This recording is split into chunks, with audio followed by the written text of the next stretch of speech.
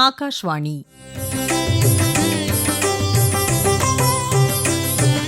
செவித்துணை. பொது சேவை ஒலிபரப்பு நாள் குறித்த சிறப்புரை கேட்கலாம். வழங்குபவர் ரா. பூபாலன் அவர்கள்.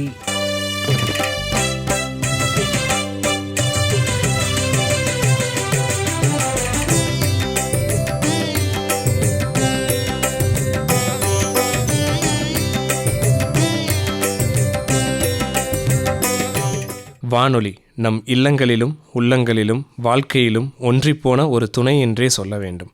வானொலி தொடங்கப்பட்ட காலத்தில் மெல்ல வரவேற்பு பெற்று ஒரு காலகட்டத்தில் மக்களின் அன்றாட வாழ்வியலின் ஓர் அங்கமாகவே மாறிவிட்ட பொழுதுபோக்கு அம்சம்.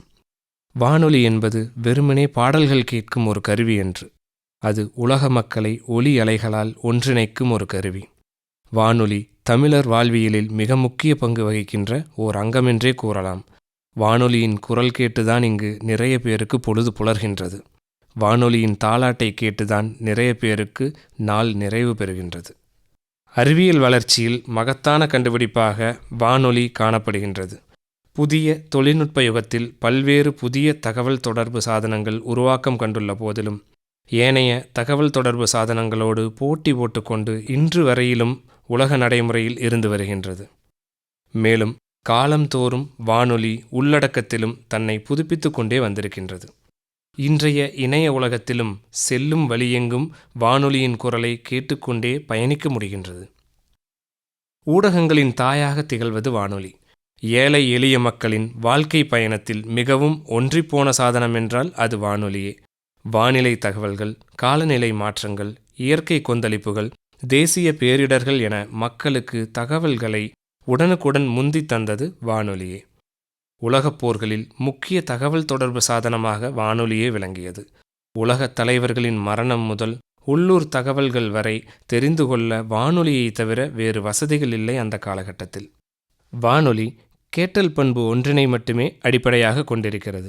உண்மையில் அப்பண்புதான் வானொலியின் வலிமை என்று குறிப்பிடுகிறார் வில்ஃபர் ஸ்கிராம். வானொலியில் கேட்டல் மட்டுமே நிகழ்கிறது. எனவே பேசுவோரின் செய்கைகளையோ உடல் அசைவுகளையோ நேயர்கள் பார்க்க முடியாது. எனவே வானொலி தகவல் தொடர்பில் மொழியும் ஒலியும் பேச்சு திறனுமே முக்கிய இடம் பெறுகின்றன. நீண்ட நேரம் பார்த்தால் கண் வலிக்கும், பேசினால் வாய் வலிக்கும், முகர்ந்தால் மூக்கும் வலிக்கும், நடந்தால் கால் வலிக்கும், எழுதினால் கை வலிக்கும். ஆனால் எவ்வளவு நேரம் கேட்டாலும் காது வலிக்காது. ஏனெனில் காது வலிமையுடையது. மனிதனின் 2 காதுகளும் இருவேறு திசைகளை நோக்கி இறைவன் படைத்திருப்பதன் நோக்கமே நல்ல செய்திகளை கேட்டு மூளையில் பதிவு செய்து வைத்து கொள்ளத்தான்.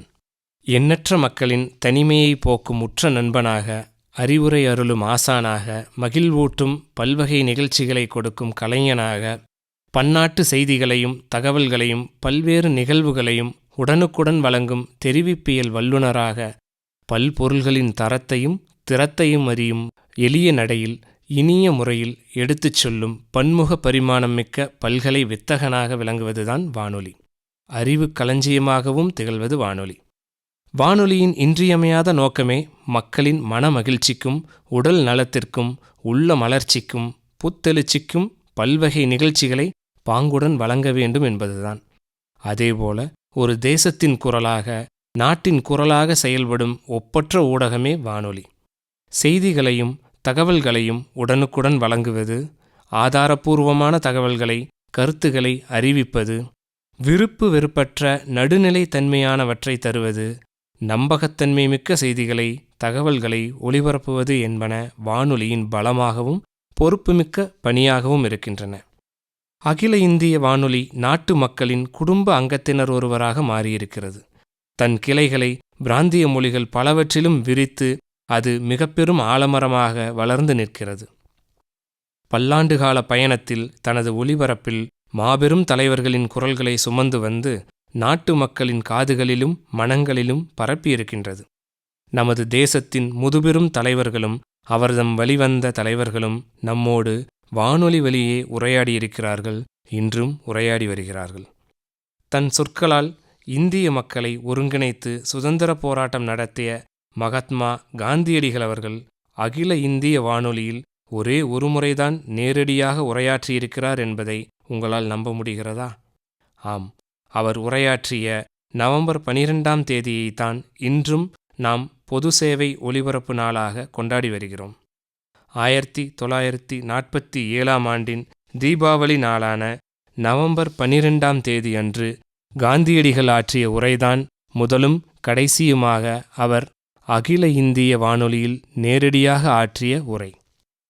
இந்திய பாகிஸ்தான் பிரிவினையால் பாகிஸ்தானிலிருந்து இந்தியாவில் தஞ்சம் புகுந்திருந்த அகதிகளில் சுமார் 2 லட்சம் பேர் ஹரியானாவின் குருக்ஷேத்திரத்தில் தற்காலிக முகாம்களில் தங்க வைக்கப்பட்டிருந்தனர். காந்தியடிகள் அந்த மக்களை சந்தித்து உரையாட திட்டமிட்டிருந்த நிலையில் தவிர்க்க முடியாத காரணங்களால் அத்திட்டம் தடைபட்டது. இந்த பின்னணியில்தான் அகில இந்திய வானொலியின் மூலம் காந்தியடிகள் அந்த மக்களிடம் உரையாற்றுவது என்று முடிவானது.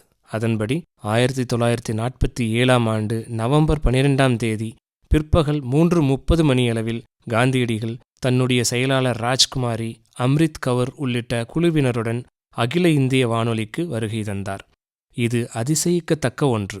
நான் இதன் சக்தியை காண்கிறேன். அதிசயிக்கத்தக்க கடவுளின் சக்தி என்று வானொலியை பற்றி மகாத்மா காந்தியடிகள் கூறினார்.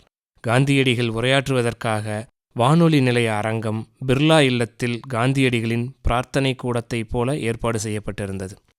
காந்தியடிகளின் வருகை குறித்து குருக்ஷேத்திர முகாமில் முந்தைய நாள் அறிவிக்கப்பட்டிருந்தது. மிகப்பெரிய எண்ணிக்கையில் இருந்த அந்த மக்கள் காந்தியடிகளின் வருகையை ஆவலுடன் எதிர்நோக்கியிருந்தனர். ஆனால் தவிர்க்க முடியாத காரணங்களால் காந்தியடிகளின் வருகை தடைப்பட்டதை அறிந்து அவர்கள் மிகவும் சோகத்தில் ஆழ்ந்தனர். ஆனால் அகில இந்திய வானொலியில் காந்தியடிகள் உரையாற்றுகிறார் என்பதை அறிந்து அவர்கள் ஆறுதல் அடைந்தனர். முகாமின் மையத்தில் ஒலிபெருக்கி பொருத்தப்பட்ட மிகப்பெரிய ரேடியோ ஒன்று நிறுவப்பட்டது. முகாமில் காந்தியடிகளின் இருப்பை உணர்த்தும் வகையில் நாற்காலி ஒன்றில் அவரது படம் வைக்கப்பட்டிருந்தது. அதிகபட்ச தைரியம் மற்றும் பொறுமையுடன் இந்த துயரை எதிர்கொள்ள வேண்டும் என்று அந்த மக்களிடம் வேண்டிய காந்தியடிகளின் உரை சுமார் 20 நிமிடங்கள் நீடித்தன. இதுவே அகில இந்திய வானொலியின் முதலும் கடைசியுமாக காந்தியடிகளின் நேரடி உரையாக வரலாற்றில் பதிவானது. காந்தியடிகள் ஒருமுறை மட்டுமே அகில இந்திய வானொலியில் நேரடியாக உரையாற்றியிருக்கிறார். ஆனால் பிர்லா வீட்டில் பிரார்த்தனைக்கு பிறகான காந்தியடிகளின் உரைகள் அவர் படுகொலை செய்யப்படுவதற்கு முந்தைய தினம் வரை வானொலியில் தொடர்ந்து ஒலிபரப்பப்பட்டு வந்தன. இவ்வாறு காந்தியடிகள் ஆற்றிய 147 உரைகள் காந்தியின் உரைகள் என்று பெயரிடப்பட்டு தனி பிரிவாக அகில இந்திய வானொலியின் ஆவணக் காப்பகத்தில் இன்று வரை பொக்கிஷமாக பாதுகாக்கப்பட்டு வருகிறது. மகாத்மா காந்தியடிகள் பிரதமராகவோ அல்லது ஜனாதிபதியாகவோ இல்லை. அவர் எந்த பதவியையும் வகிக்கவில்லை. ஒரு சாதாரண குடிமகனைப் போல வானொலி நிலையத்தின் ஸ்டுடியோவிலிருந்து பேசினார். பொதுச்சேவை ஒலிபரப்புக்கு இது சிறந்த உதாரணம் என்று நிகழ்ச்சியில் கலந்து கொண்ட போர்க்கர் கூறினார். பல செய்தித்தாள்களை நடத்தி ஊடகங்களின் வலிமையை புரிந்து கொண்ட காந்தியடிகள் வணிக விளம்பரங்களுக்கு முற்றிலும் எதிரானவர். மேலும் சில பொது நோக்கங்களுக்கு செயல்படும் வணிகமல்லாத விளம்பரங்கள் மட்டுமே ஏற்றுக்கொள்ளப்பட வேண்டும் என்று நம்பினார். அவரை பொறுத்தவரை ஊடகத்தின் நோக்கம் சேவையே. நாட்டின் தந்தை மகாத்மா காந்தியடிகள் அகில இந்திய வானொலியில் உரையாற்றியதன் 50வது ஆண்டு 1907ஆம் ஆண்டு நவம்பர் மாதம் 12ஆம் தேதி கொண்டாடப்பட்டது. 3 ஆண்டுகளுக்கு பிறகு 2000ஆவது ஆண்டில் நவம்பர் 12ஆம் தேதியில் இது பொது சேவை ஒலிபரப்பு தினமாக கடைபிடிக்கப்படும் என்று அறிவிக்கப்பட்டது.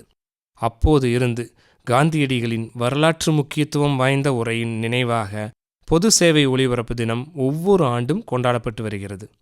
பொது சேவை ஒலிபரப்பு தினம் போன்ற சிறப்பு நாட்களில் மட்டுமல்லாமல் தொடர்ச்சியாக வானொலியின் பயன்பாட்டினை அரசு ஊக்குவிக்க வேண்டும். மழை, வெள்ளப்பேரிடர் காலங்களில் பாதுகாப்பு நடவடிக்கை சார்ந்த தொடர் அறிவிப்புகளை அரசு வெளியிட்டு வருகிறது. ஆனால் இத்தகைய பேரிடர் காலங்களில் மக்களுக்கு தகவல்களை கொண்டு செல்வதில் முதன்மை ஊடகமாக செயல்படக்கூடிய வானொலியை நாம் போற்ற வேண்டும். வானொலி மக்களுக்கு அறிவை வழங்கும் பணியையும் மற்றும் கற்றுக் கொடுக்கும் பணியையும் வழங்குவது மட்டுமல்லாது திறமைகளை வளர்க்க மிகப்பெரிய ஊடகமாகவும் இன்றளவும் விளங்குகின்றது. மனித பரிமாணத்தின் வளர்ச்சியில் வானொலி தாக்கத்தை செலுத்தியுள்ளது என்றால் அது மிகையல்ல. இன்றளவிலும் தொலைக்காட்சி, தொலைபேசி, யூடியூப் என பல ஊடகங்கள் காணப்படுகின்ற போதிலும் பெரும்பாலான பாரம்பரிய மக்கள் பயன்படுத்தும் ஊடகமாக வானொலியே திகழ்கின்றது. உலகை காண முடியாத பலருக்கும் உலகை உணரச் செய்யும் இசையை செவிகளில் சேர்க்கும் சேவையை பல வருடங்களாக வானொலி ஆற்றி வருவதை நாம் நன்றியுடன் நினைவு கூற வேண்டும்.